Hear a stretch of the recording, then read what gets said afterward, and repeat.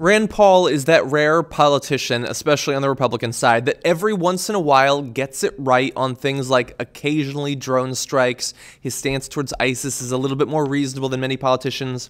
But at the same time, he is an actual ideologue, and that means that at times he has to say absolutely crazy things and come off as a buffoon, as he will in the clip that you're about to see when he's asked about his position on gay marriage. Do you think the Republican Party can survive and adapt if over 80% of young people support same-sex marriage? I believe in old-fashioned traditional marriage, but I don't really think the government needs to be too involved with this, and I think that the Republican Party can have people on both sides of the issue. And you could rethink it at some point too? Now look, I have to give him some credit right off the bat in that he's saying that he is not personally in favor of it, but he still thinks that it should be able to be legal in some areas. That in 2014 in America is sort of a moderate position, I guess, especially for the Republican Party.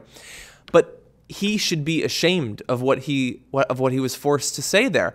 I mean, this is a guy that says that he is all for liberty. He's all for freedom, but he is against gay people being able to be married. Something that has absolutely nothing to do with some historic, traditional American sense of liberty.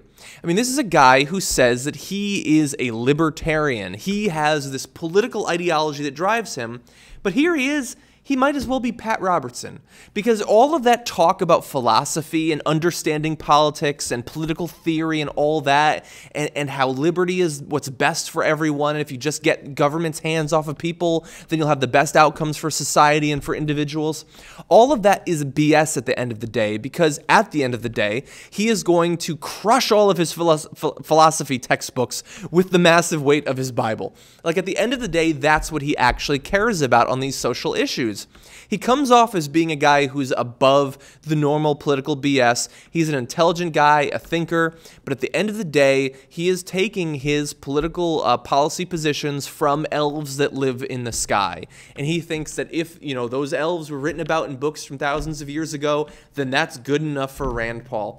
And by the way, at the end, he sort of says, could you, when asked, could you change your position in the future? And he does one of these. Like, some people are going to like that, especially young libertarians. They're going to see that and think, well, look, he's open to possibly changing his mind. We're not talking about, like, what level of subsidies we should have for oil production in the Gulf. We're not talking about if for a certain drug you should get 6 months or 9 months. It's not an thing. We're talking about people's right to get married. You know, in the real world, it sometimes seems as if evangelical Christians care more about gay marriage than people who actually want to get gay married to each other. When, ideally, the way it should function is people who are gay and want to get married should care about it a ton, and no one else should care about it at all. It doesn't affect you. It has nothing to do with you. If you have no intention of getting gay married, the only way I can even sort of hypothetically think that you care about it is if you are straight and hoping to seduce and turn a gay person, and you're worried that if they get married, you won't be able to do that. Outside of that crazy scenario, I don't understand why you would care about it at all. But it is, for those people, an incredibly important right, tied in with dozens and dozens and dozens of other rights and privileges that the U.S. government gives to people when they get married. It should matter to them. And you, as a person who says you care so much about people's freedoms, you should understand that. It shouldn't be an for you. Substitute any other disadvantaged group in America. Like, do you care about if atheists are able to get married? Do you care about if Muslims are able to get married?